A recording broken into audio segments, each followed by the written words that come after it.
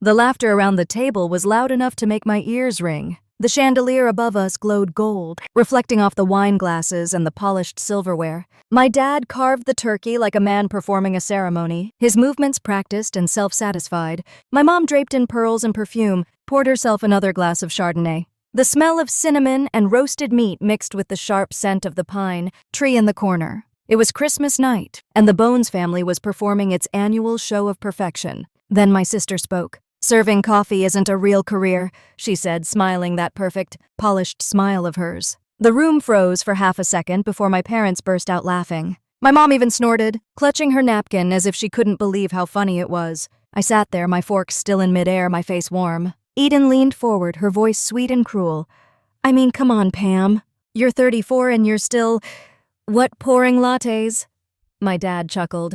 "You always had a soft heart, maybe too soft." My mom added, "You'll grow out of it eventually." I smiled, but not the kind they expected. Inside, something turned cold and clear. I didn't say a word. I just reached for my glass of water, watched the reflection of the chandelier tremble on the surface, and thought, I will remember this. After dinner, the house was filled with the sound of Christmas music and the hum of my parents' laughter echoing from the living room. I stood by the window, watching the snow gather along the driveway. My hands were still trembling, though not from the cold. I could hear Eden in the background bragging about her new marketing job, about the office view and the company car. My dad was telling her how proud he was, how she'd always had the drive. My mom chimed in, "You girls took such different paths, but that's okay. Every family needs both the dreamer and the doer." I turned my head slightly and caught my reflection in the glass. I didn't look angry, I looked awake. When I was younger, I used to believe silence meant weakness, that not defending myself made me small. But that night I understood something new. Silence can be a blade if you know how to hold it. I stayed quiet because I wanted them to remember the moment I didn't fight back, because one day they would. My sister came over, her heels clicking on the hardwood. "Hey, don't take it personally," she said lightly. "I just meant you could do more with your life. You're smart. Why waste it in a coffee shop?" I looked at her for a long time, long enough for her smile to falter. "Merry Christmas, Eden," I said softly and turned away. I could feel her confusion behind me, that flicker of discomfort people get when they realize their words didn't land the way they wanted. Outside, the air bit my face as soon as I stepped onto the porch. The world was still except for the faint sound of laughter coming from inside. The snow glittered under the porch light. I stood there with my coat unbuttoned, watching my breath rise in small clouds. My car was parked under the oak tree, dusted in white. For a moment, I thought about just leaving. But then I heard my dad's voice again, muffled through the door. "She'll figure it out someday. Maybe when she grows up." My hand tightened around my keys. I didn't grow up that night. I grew sharp. The drive home was quiet. The roads were empty, the kind of empty that lets you hear every sound your car makes. The tires hummed over the snow. The radio played low Christmas jazz. And I replayed every laugh, every smirk, every word from that table. They'd spent years treating me like a disappointment wrapped in politeness. I had been the quiet one, the easy one. The one who didn't cause trouble. I wondered if they even knew that the little café job they mocked had kept me sane when my last corporate job nearly broke me. I'd been a project coordinator once. Suits, deadlines, boardrooms filled with people who spoke in numbers and smiled like sharks. I'd worked 12-hour days for a boss who called me kiddo and took credit for my ideas. When I finally quit, Mom cried. Dad lectured me about responsibility, and Eden told me you'll regret it. I hadn't, not once. But I also hadn't told them how much it had cost me to start over. The exhaustion, the loneliness, the fear of failing again. They didn't see that part. They never did. At a red light, I glanced at my hands gripping the wheel. They smelled faintly of espresso and cinnamon syrup. The scent made me smile. They thought I was wasting my life, but I'd built something honest. I served coffee. Yes, but I also served people kindness, warmth, a place to breathe. That was real. Maybe more real than anything they were chasing. The light turned green. I pressed the gas. When I got home, the apartment was dark and quiet. My little Christmas tree blinked in the corner, the cheap lights flickering softly. I kicked off my boots, hung my coat, and sat on the couch. The silence felt different now, like an ally. I picked up my phone and opened the photo my mom had sent earlier, the whole family smiling in front of the fireplace, me cropped at the edge. That was the family she wanted to show the world. Perfect, filtered, complete. I deleted the photo. My phone buzzed again. A text from Eden. "Eden, didn't mean to offend you tonight. Just trying to push you to do better." I stared at it for a moment, then typed back, "You did." Then I hit send. I put the phone face down and leaned back. For the first time in years, I didn't feel small. I felt calm. The kind of calm that comes before a storm.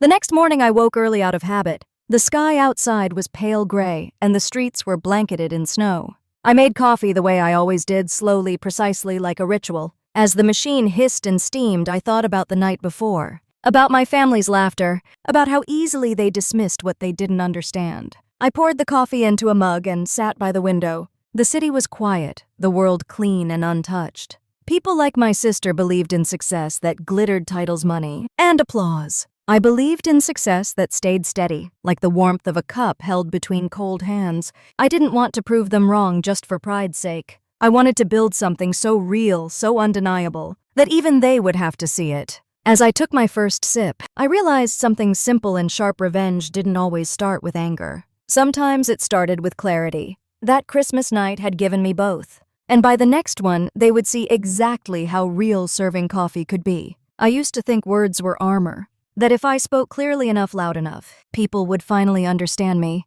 But in my family, the louder I got, the smaller I became. They didn't listen, they just waited for their turn to talk. So I learned to keep my mouth shut. It was easier to disappear into silence than to keep bleeding into a void. The week after Christmas, I visited my parents' house to pick up a box of old photo albums Mom said she wanted out of the attic. She was in the kitchen, wearing her silk robe and perfect hair like she was starring in a morning commercial. The smell of burnt toast filled the air. "You're early," she said without looking up from her phone. "Coffee?" I asked out of habit. "God, no," she said with a laugh. "My stomach can't handle that cheap stuff you drink." I didn't answer. I just opened the cabinet and took the box waiting on the counter. She glanced up, her voice honey sweet. "Still playing coffee, girl?" The words landed with the same weight as a slap. She said it softly like a compliment. That was her talent, cutting you to ribbons with kindness. I smiled the way she'd taught me to smile as a child. Still pretending not to notice, I said lightly. Her hand paused on the countertop, just long enough for me to see the flash of irritation before she smoothed it over with a grin. "You've got quite the attitude lately, Pamela." I shrugged. Must be the caffeine. I turned to leave before she could find another way to make me small. Driving home, I thought about how long I'd been playing this role, the quiet daughter, the easy one, the fixer who kept the peace. My sister Eden was the showpiece, confident, outspoken, ambitious. She took up all the air in the room. My dad used to say Eden could sell ice to an Eskimo. He'd beam with pride every time she told a story about closing a deal or winning an argument. When I tried to speak, he'd nod absently, waiting for Eden to start talking again. I don't think he ever realized what it feels like to grow up being the pause between someone else's sentences. Silence has always been my survival skill. I learned it when I was young. I still remember the night when I was 12, and Eden broke Mom's favorite vase.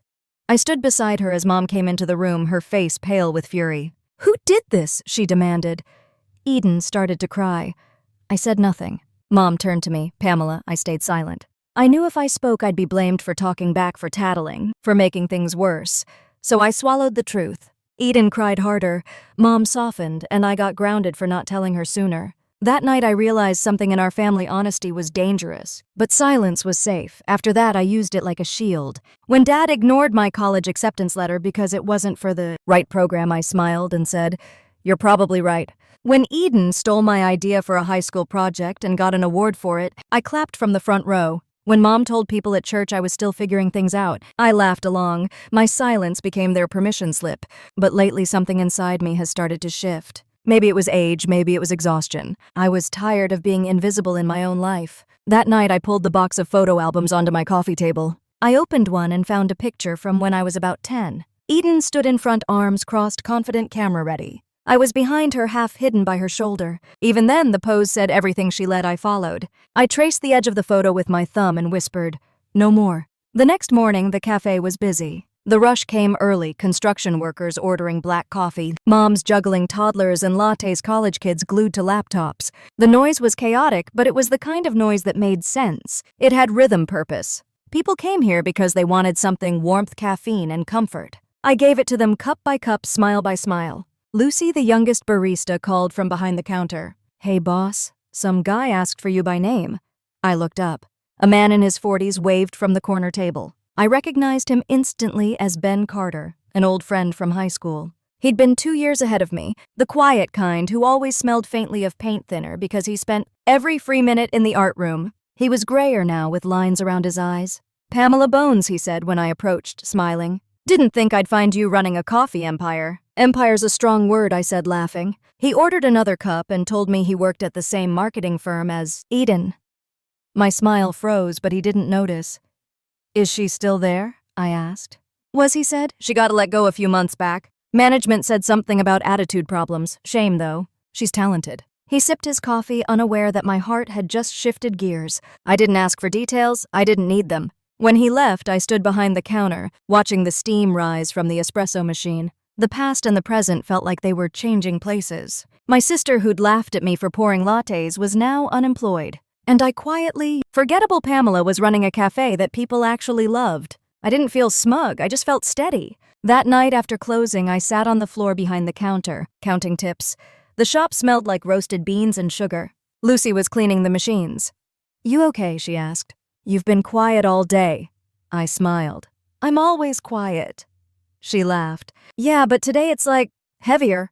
I nodded. Maybe it's just finally meaning something. She didn't ask what I meant. She didn't need to. She'd seen me deal with rude customers, broken equipment, long nights, and never lose my composure. But this was different. This silence wasn't about fear anymore. It was about power. On my way home, I thought about my family again. I thought about how Mom used to say, if you don't speak up, people will walk all over you. She was half right. They will until you learn that silence isn't surrender, it's a strategy. I parked the car in front of my apartment, stepped out into the cold, and looked up at the sky. It was cloudy, the stars hidden, but I could feel the vastness above me. I whispered into the dark, you don't get to laugh forever. The words fogged into the night and vanished. I smiled. Inside, I poured myself a small glass of red wine, the cheap kind that still tasted like comfort. I sat by the window legs, tucked under a blanket, and wrote in my notebook a habit I'd started years ago when I quit my corporate job. At the top of the page, I wrote goal for 2024, make Bones Brew real. Then underneath it, smaller silence is not the absence of sound. It's the space where something stronger begins. I closed the notebook, turned off the lamp, and let the quiet fill the room. It wasn't empty anymore, it was alive. By the time I fell asleep, I knew one thing with absolute certainty. My family thought silence was the sound of losing. They were about to learn it could also be the sound of becoming. The smell of roasted beans always reminded me of beginnings. Mornings at the café started before sunrise, when the city was still quiet and the streets outside were wet with dew. I liked unlocking the front door while it was still dark, the faint hum of the espresso machine filling the silence like a promise. There was something sacred about that hour, before customers and chatter and small talk. Just me, the machines, and the slow hiss of steam. I moved like muscle memory, grinding beans, testing the temperature, wiping counters that were already spotless. Lucy arrived a few minutes later, bundled in a thick coat, her red hair sticking out from under a knitted hat. She smiled when she saw me. Morning, boss? I nodded and poured her a cup. She was 23, with a kind of eager energy I used to have before life turned it into caution. Watching her reminded me of how much I'd changed. By 7, the line had already started. The regulars came first, Mr. Gardner, the retired teacher who always ordered black coffee and read the newspaper, cover to cover. Then Hannah, the nurse who worked night shifts and barely spoke until her second cup.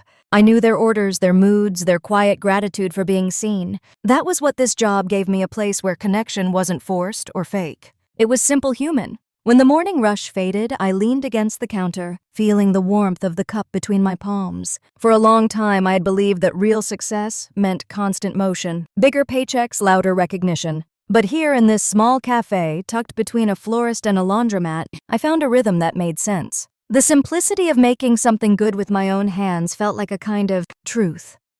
Around mid-morning, a customer I didn't recognize walked in. A man in his 50s dressed in a crisp suit, carrying the smell of money and perfume. He smiled politely and looked around like he was measuring the space. Nice place, he said. Cozy.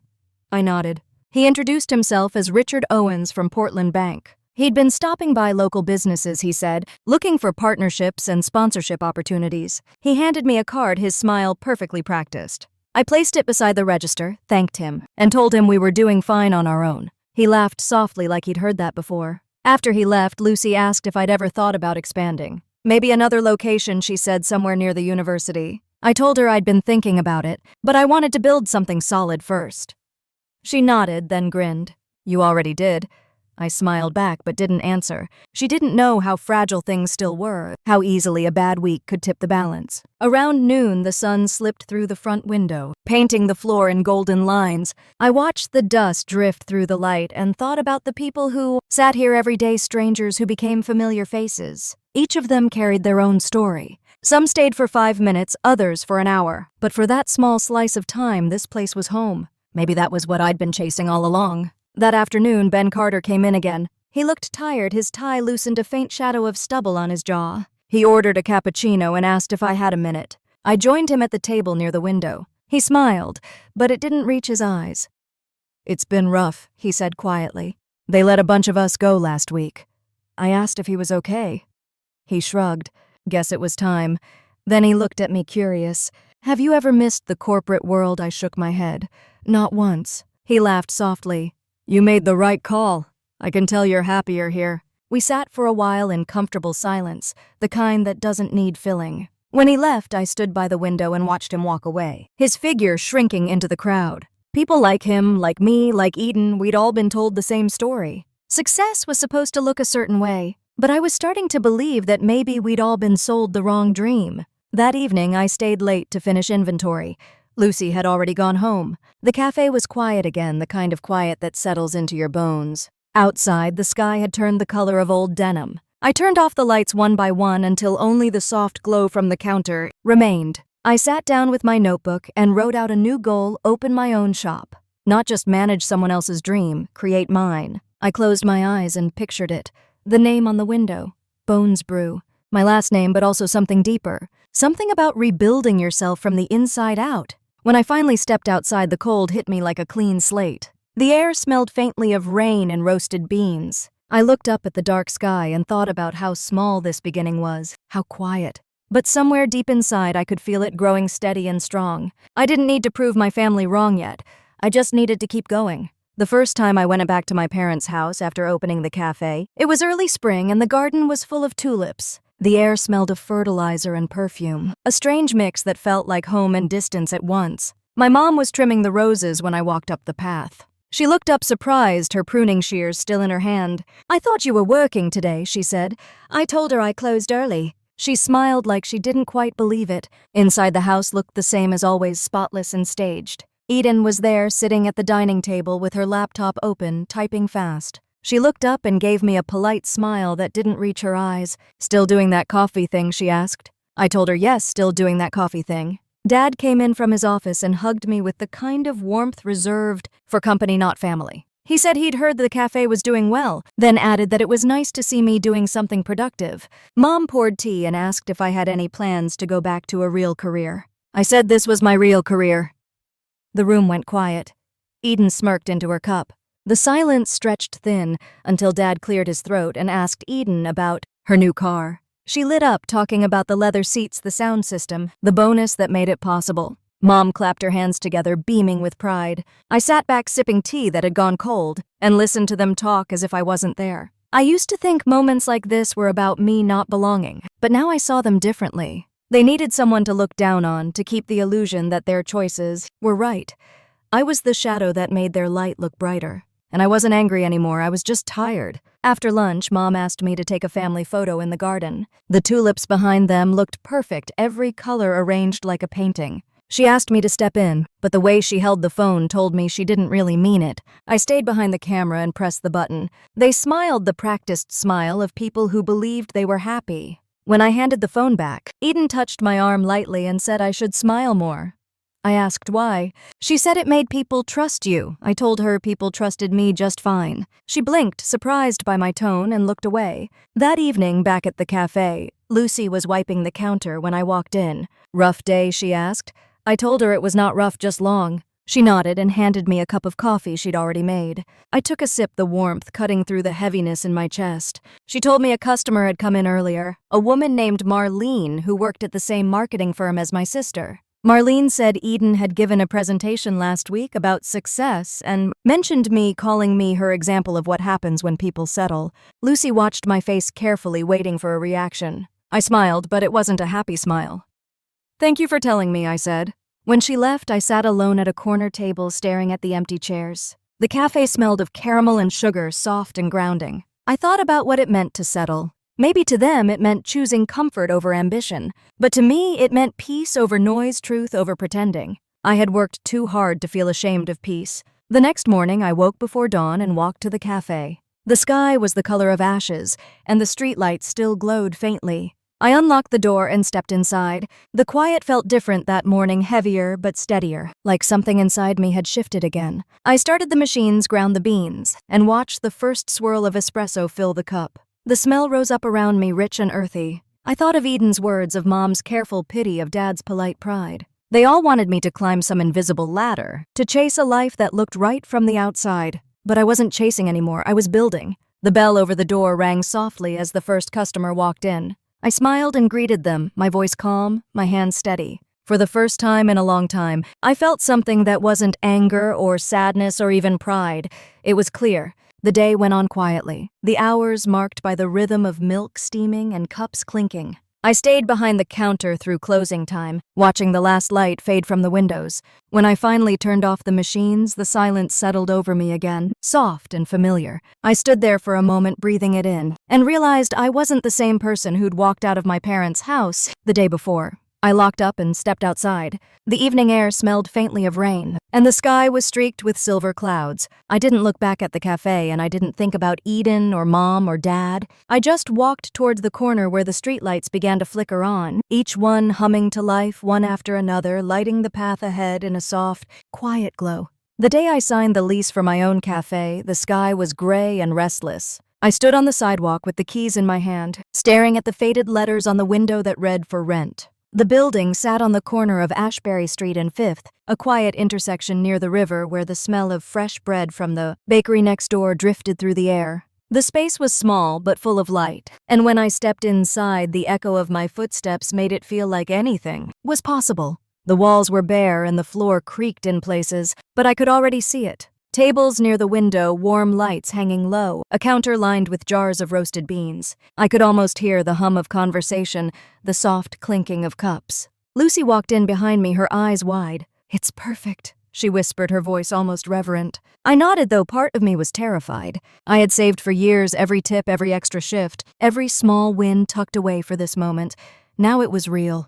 The weeks that followed blurred into a storm of paint sawdust and exhaustion. I worked from dawn until the streetlights came on, cleaning, sanding, calling contractors who never showed. Lucy helped whenever she could, painting the front door a deep blue while music played low from an old radio. At night, I would fall asleep on the floor with plans scattered around me, too tired to dream. Money ran tighter than I expected. The first delivery of beans arrived late and cost more than the estimate. The espresso machine broke twice before it even opened to the public. I stopped checking my bank balance because the numbers only made my stomach knot tighter. I told no one how close I came to giving up, how many nights I sat by the window wondering if I had made a mistake. But every morning I came back. Every morning I unlocked the door and started again. By the third week, the smell of new wood and fresh coffee filled the air. The sign went up above the door, white letters against the dark blue paint. Bones Brew. I ran my fingers over the glass, tracing the name like it was a promise. Lucy took a picture of me standing there and laughed softly. "You look like someone who just built a world," she said. Maybe I did. Opening day was quiet. The first customer was a woman from the bookstore down the street. She ordered a latte and sat by the window reading. Then a delivery driver stopped for a black coffee, and a young couple came in for cappuccinos. By noon, every table was full. I moved behind the counter in a rhythm that felt like breathing. The sound of the grinder, the rush of steam, the laughter that rose from the tables. That night after closing, I sat alone with the lights dimmed low. The air still smelled of coffee and sugar, and outside the windows, the street was quiet except for the occasional passing car. My hands were sore, my legs heavy, but I felt something new settle in my chest. It wasn't pride exactly. It was steadiness, the kind that comes from knowing you built something that will last. A week later, a local food blogger came in. He ordered a pour-over and stayed for an hour, asking questions about the beans, the blends, and the story behind the name. I told him the truth, that it was named after the bones of who I used to be and what I had to rebuild. He smiled and said that was a story worth telling. When the article went live, customers started coming in from across the city. The headline read, "The Soul of Real Work." Business picked up faster than I expected. Lucy and I hired 2 new baristas, a mom of 2 who worked mornings, and a college student who closed at night. The cafe became a small community of faces I knew by name. I started keeping a notebook behind the counter, writing down the stories people told me while they waited for their drinks. A nurse celebrating her divorce with a caramel latte. A man who proposed to his girlfriend over hot chocolate. A teenager studying for her last exam before graduation. Every person carried a piece of life into that space, and somehow it made the place feel more alive. One evening as I wiped down the counter, I noticed a man watching from the sidewalk. He stood there for a moment, hands in his pockets, then came inside. He was in his 50s, neatly dressed, and his eyes lingered on the Bones Brew sign as if reading it twice. "Nice place," he said softly. "You must be proud." I told him I was grateful. He smiled faintly and nodded before leaving. When I looked through the window again, he was gone. That night, I walked home with the sound of the city buzzing low and steady around me. The cafe lights still glowed behind me, casting a warm reflection across the glass. I thought of that first night I had stood outside, holding the keys with shaking hands, and how far away that fear felt now. The future was still uncertain, but for the first time, uncertainty didn't scare me. At home, I poured a small cup of tea and sat by the window, watching the rain streak down the glass. I thought of my family, of Eden's laughter at Christmas, of my mom's sighs, of my dad's polite disapproval. Somewhere deep inside, I could still feel the sting of their voices, but it no longer burned. It had become something else, something quieter, something like fuel. When I finally turned off the light, the room was dark except for the faint glow of the city outside. I closed my eyes and pictured the cafe again, the blue door, the soft hum of voices, the smell of roasted beans. It felt like standing at the edge of something bigger, something still forming. I didn't know what would come next, only that I was ready to face it when it did. The cafe had been open for 3 months when the first article about it appeared in the local newspaper. I saw it one morning as I was wiping the tables, a small photo of the front door printed above a headline that read, "A neighborhood gem with a soulful story." I didn't even know the reporter had been in the shop. The piece talked about the coffee, the calm atmosphere, and something about the feeling of warmth that lingered after leaving. When I finished reading, I folded the paper and placed it under the counter. Lucy found it later and taped it to the wall. Customers came in all day after that. Some wanted to try the drinks mentioned in the article, others just wanted to see what all the talk was about. It felt strange to hear my name come up in conversations between strangers. I kept working, moving faster behind the counter, grateful and cautious at the same time. Attention was a fragile thing. It could lift you up or crush you. Late in the afternoon, when the rush slowed, I checked my phone. There was a text from my mom. Heard about the article she wrote. A friend of mine sent it. "Are you managing that place?" I stared at the screen for a long moment before answering. "Something like that," I typed, then put the phone back in my pocket. She didn't reply. The next day, Lucy told me a woman had stopped by asking for me while I was out back. She said she was an old friend of your family, Lucy said. Nicely dressed, silver hair, big sunglasses. I knew it had to be one of Mom's church friends. I waited for a message that night, but none came. By the weekend, the cafe was busier than ever. The line stretched to the door, the grinder hummed non-stop, and the air smelled of sugar and roasted beans. I barely had time to breathe, but beneath the exhaustion was something light, something that felt like belonging. That night, as I was counting the register, Lucy leaned against the wall with a smile. "Do you ever think about opening another one?" she asked. "Maybe downtown." I laughed softly. "One at a time," I said, but the idea stayed in my mind long after she left. When I got home, the phone buzzed again. This time it was Eden. The message was short. "Congratulations," she wrote. Mom showed me the article. "Guess you're doing okay after all." I read it twice, unsure if it was meant as kindness or condescension. Then I deleted it and went to bed. A week later, Ben Carter stopped by. He looked more relaxed than the last time I saw him, wearing jeans instead of a suit. He sat at the counter while I made his usual order. "The place is packed," he said with a grin. "You're turning into the quiet success story of this city." I smiled and told him I was just lucky.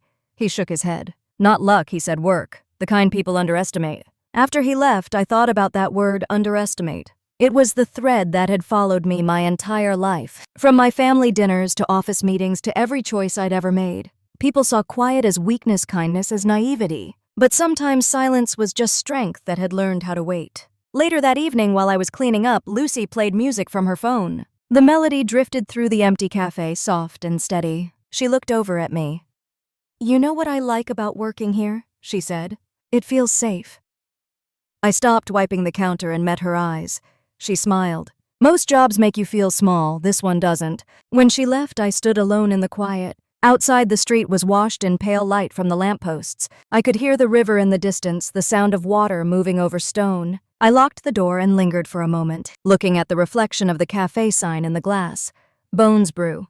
The name still made me proud. It carried everything I had rebuilt piece by piece. At home, I poured a glass of wine and sat on the balcony. The night air was cool, the city lights flickering like scattered stars. I thought about my family, about the way my mom's voice always softened when she wanted to sound supportive, about the way my dad measured worth in paychecks and titles, about Eden's laughter that night at Christmas. They had all taught me what not to become. I didn't feel bitter anymore. Just distance, clean and calm. Success hadn't changed me, but it had cleared the noise. I understood now that I didn't need their approval. The life I was building didn't fit their version of success, but it was mine, and that was enough. When I went to bed, I left the window open. The sounds of the city drifted in low and rhythmic like a heartbeat. I lay there in the dark, the scent of roasted beans still clinging faintly to my hair, and I thought about the morning ahead. The doors would open, the smell of coffee would fill the air again, and life would keep moving forward, quiet and sure. Somewhere in the space between that thought and sleep, I realized something simple. I had spent most of my life trying to be heard. Now for the first time, I didn't need to be. The silence I once feared had become the sound of peace. The morning started like any other. Soft light spilling through the front windows and the hum of the espresso machine warming the air. I was checking inventory in the back when I heard the bell above the door ring. Lucy called out that someone was asking for me. I wiped my hands and stepped into the cafe, expecting a delivery driver or a supplier. Instead, I saw my sister. Eden stood by the counter, her hands clasped in front of her, a small folder tucked under her arm. Her hair was pulled back too tightly, her makeup perfect but tired at the edges. For a moment, I thought I must be imagining her, that my mind had conjured her shape out of habit. Then she smiled, a nervous flicker, and my stomach dropped. She looked around the cafe, her eyes darting across the tables and the framed newspaper article on the wall. I could see the recognition there, the understanding that this was mine.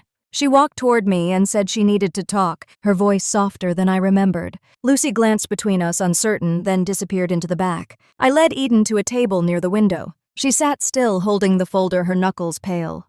I waited. She took a slow breath and said she was looking for work. Her firm had downsized, the marketing department had been cut, and she hadn't been able to find another position. She hesitated, her gaze flicking toward the counter. "I heard you were expanding," she said quietly. "I thought maybe there might be something here." For a few seconds, I just looked at her.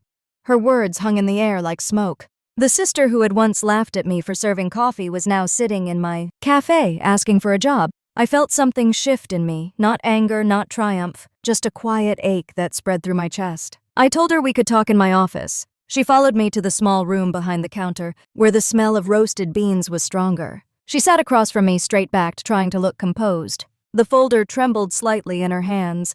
I asked if she had a resume. She nodded and handed it over. The paper was neat, professional, full of words like leadership and innovation. I skimmed it without really reading. What I saw wasn't a list of achievements, but the space between us. Years of silence and misunderstanding filling the room. She began to talk quickly, describing her experience, her skills, her plans. Her voice cracked once, barely.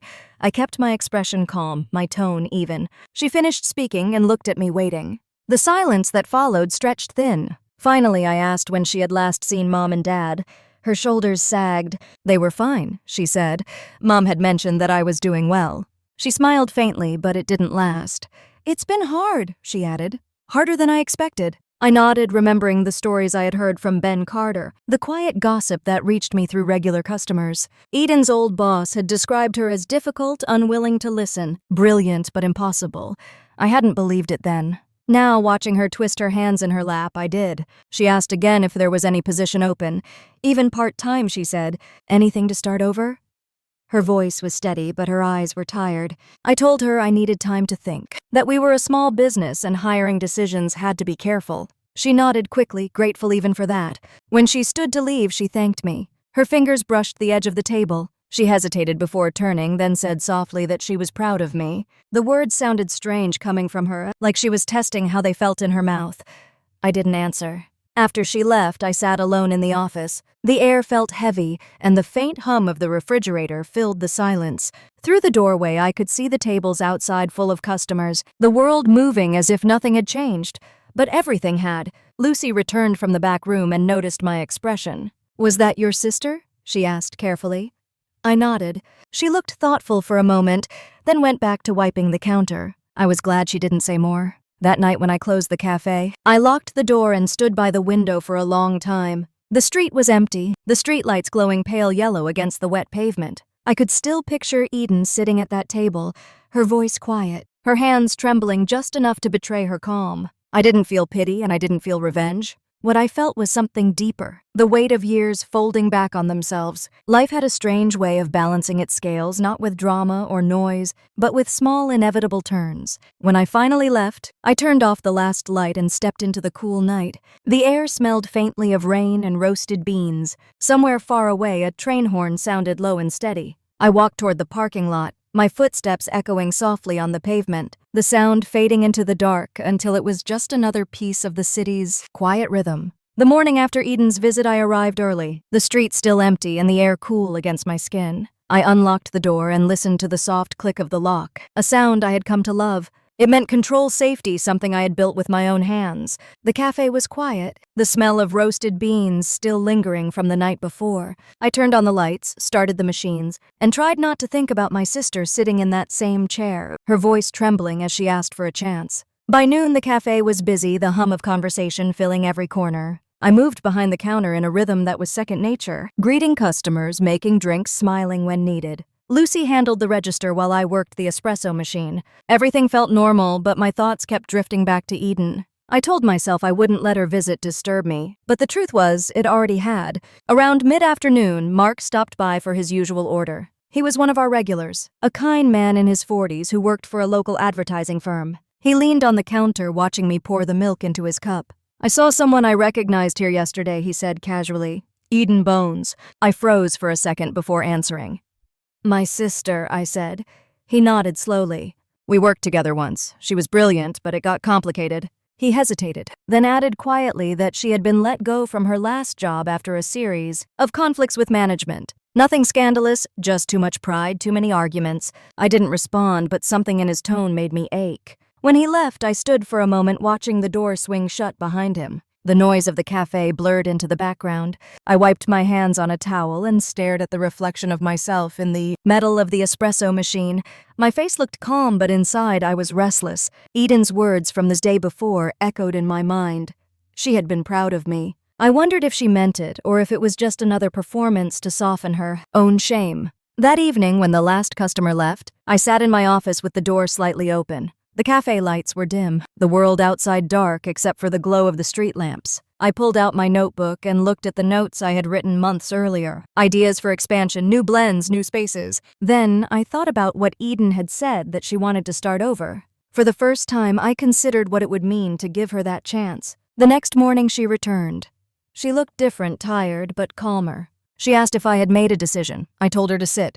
We didn't speak for a while. I poured us both coffee, placed the cups on the table, and waited. She thanked me for seeing her again, her hands wrapped tightly around the cup like she needed the warmth. I told her I had spoken with someone who used to work with her. She went still, her eyes flickering. I said that I didn't care about the past, only about what she wanted now. Her voice shook slightly when she said she just needed to prove she could do something right again. The way she said it broke something in me. I looked at her across the small table, at the sister who had once been so sure of herself, now sitting small and uncertain. I thought about that night at Christmas, her laughter cutting through the air while I sat silent. It felt like a lifetime ago. After a long pause, I said she could start at the cafe, but not as a manager or a planner. She would begin at the counter, learning the work from the ground up. Her head lifted quickly, her mouth parting in surprise. She opened it to argue, then closed it again. I told her that every person who worked here started that way, including me. Her eyes filled with tears she didn't bother to hide. She nodded a small movement and whispered that she understood. She said she would do whatever it took. I didn't promise anything beyond that.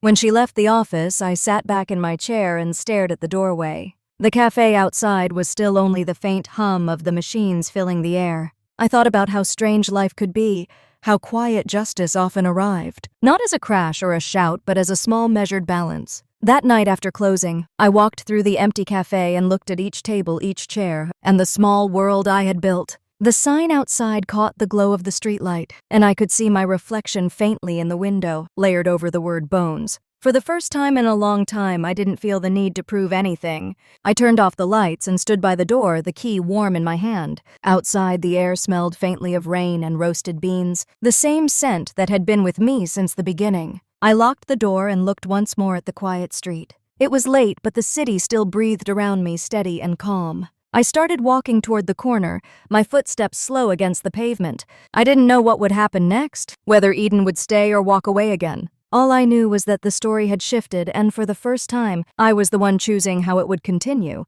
The first morning, Eden started at the café. She arrived 15 minutes early. She wore a plain white shirt, her hair pulled back, no makeup except for a faint trace of mascara. I watched her through the front window as she stood on the sidewalk, straightening her sleeves, taking a deep breath before pushing the door open. Lucy greeted her kindly, offering an apron and showing her where to leave her things. I stayed behind the counter letting them talk, listening to the quiet rhythm of their voices, blending with the soft hum of the machines. The cafe was calm that morning, sunlight spilling across the floor, the smell of coffee thick in the air. Eden moved carefully, studying each task, her hands trembling slightly when she steamed milk for the first time. Lucy guided her with patience, the same way I had once trained her. I could see the tension in my sister's shoulders, the effort it took to stay humble, to follow instead of lead. She didn't complain. She smiled at customers, asked questions, wiped tables when there was nothing else to do. By noon, her hair clung to her temples and her voice was hoarse, but she stayed on her feet until closing time.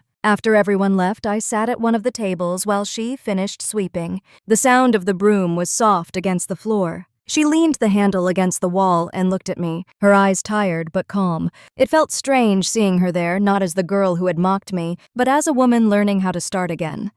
I told her she did well today. She nodded, her lips pressed together like she was holding something back. Over the next few weeks, she settled into the rhythm of the cafe. Customers liked her. She had a way of remembering small details, what people ordered, how they took their coffee. Sometimes I caught her laughing with Lucy, genuine laughter that softened her face in a way I had never seen before. She didn't bring up our parents, and I didn't ask. We spoke only about the work, about schedules and supplies and the small things that kept the business moving. But beneath every conversation was an unspoken understanding, fragile but real. One evening after the rush, she stayed behind to help close. The lights were dim, and the smell of roasted beans lingered in the air. She handed me the day's receipts, her hands steady now, her voice quiet. "Thank you," she said suddenly, "for giving me this chance." I looked at her, unsure what to say. She went on, her eyes fixed on the floor. I used to think strength meant being right all the time.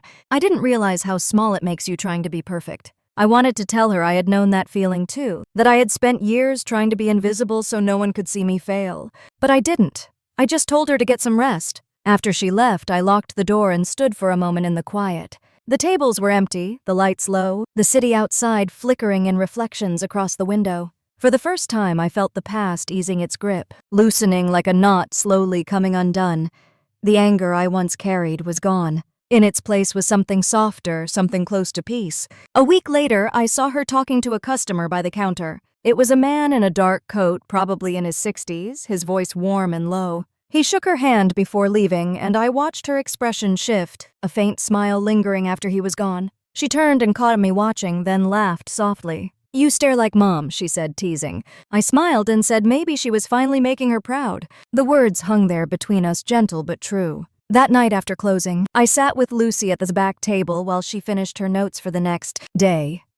She glanced toward the door where Eden had left a few minutes earlier. "She's changed a lot," Lucy said. I nodded. Life has a way of teaching what words never can. She smiled and went back to her notes. When I walked home, the streets were quiet, the air cool and heavy with the smell of rain. The city lights shimmered on the wet pavement, each reflection trembling as cars passed by. I thought about how much had happened since that first Christmas dinner, how far we had all come without realizing it. At home, I poured a cup of tea and stood by the window, watching the clouds move slowly across the sky. My reflection stared back at me in the glass, older, calmer, not the woman who once sat silent at a table full of laughter. The silence now felt different, alive with something steady and forgiving. I thought about the cafe, about the people who came there every day, about the sound of their voices mixing with the hiss of the espresso machine. I thought about Eden, her hands steady now, her voice sure. The world had a strange way of balancing itself, not through revenge or pride, but through quiet transformations. I finished my tea and turned off the lights. The apartment fell into darkness, except for the soft glow from the street. Outside, I lay in bed listening to the rain against the window, slow and rhythmic, like a heartbeat. Somewhere in the quiet, I realized that the story wasn't about proving anyone wrong anymore. It was about finding peace in the space where noise used to be. The rain kept falling steady and soft as I closed my eyes and drifted into sleep, knowing that for the first time in years, the silence no longer hurt. It simply meant that everything was finally in its place. It was Christmas again, 1 year since that night when laughter had burned through my skin like frost. The city was quiet under a thin blanket of snow, and the air smelled of pine and roasted nuts from the street vendors. Inside Bones Brew, the tables were pushed together, the lights softer than usual, the scent of cinnamon drifting through the air. I had decided to close early that evening and host dinner there. Not a grand family reunion, just something simple, something honest. My parents arrived first. Mom wore her usual pearls and a coat that looked too elegant for the weather, and Dad carried a small box of chocolates as if it were a peace offering. They hesitated by the door, unsure if they should hug me or shake my hand. I smiled and took their coats. The cafe was warm and the sound of soft music filled the space. A few minutes later, Eden came in, carrying a basket of bread she had baked herself. She looked different now, calmer, her smile quiet but real. Dinner was simple. Roasted chicken, vegetables, bread, and coffee instead of wine. We ate slowly, the silence between us no longer sharp, just unfamiliar. Mom complimented the food. Dad asked about business, his tone careful. Eden helped clear the plates without being asked. It was the first time in years that we had shared a table without the weight of comparison pressing down on us. At one point, Dad looked around the cafe, his gaze lingering on the framed newspaper article and the photo of the opening day. "You did well, Pam," he said softly. I nodded, unsure how to respond. Then he smiled in a way I hadn't seen since I was a child, small and sincere. "I'm proud of you," he added. The words landed gently, not like an apology, not like redemption, just truth. Mom poured herself another cup of coffee, watching the steam rise. "Serving coffee isn't a real career," she said, repeating the old line almost like a memory. Then she looked at me, her voice low. "Maybe I was wrong about that." I met her eyes and smiled. "Maybe we were all wrong," I said. Eden laughed quietly, breaking the stillness. The sound was warm, unguarded. For a moment, the years between us melted away. She looked at me across the table, her expression open and full of something like gratitude. "Thank you," she said. "Not for the job, but for not giving up on me." I didn't answer. I didn't need to. Outside, the snow began to fall heavier, flakes brushing against the windows in soft spirals. The cafe lights shimmered against the glass, reflecting our faces faintly. I thought about the woman I had been a year ago, sitting silent at another table, holding back everything I wanted to say. That silence had once felt like a wound. Now it felt like strength. After my family left, I stood alone in the quiet cafe. The tables were still warm from the touch of our hands, the smell of roasted beans hanging in the air. I turned off the lights one by one, leaving only the small string of bulbs by the window. The reflection in this glass showed me a woman at peace, steady, unshaken. I made myself one last cup of coffee and sat near the counter. Outside, the snow kept falling, covering the street in a soft white layer. I took a sip, the warmth spreading through my chest, and thought about everything that had changed. Revenge hadn't come in the way I once imagined. It hadn't been loud or cruel. It had been quiet, slow, and patient. It had been the act of building something so solid that no one could tear it down again. I looked around the empty cafe, my cafe, and whispered into the stillness, "This is what really looks like." Then I smiled, the kind of smile that came not from victory, but from peace. If you have ever been laughed at for dreaming small, or told that your work did not matter, I hope you remember this. Real success does not shout. It simply keeps growing one quiet moment at a time. Tell me what you would have done if your own family had mocked your dream and then come back asking for help. Leave a comment, share your story. And if you believe that silence can be its own kind of revenge, like and subscribe for more stories like this one.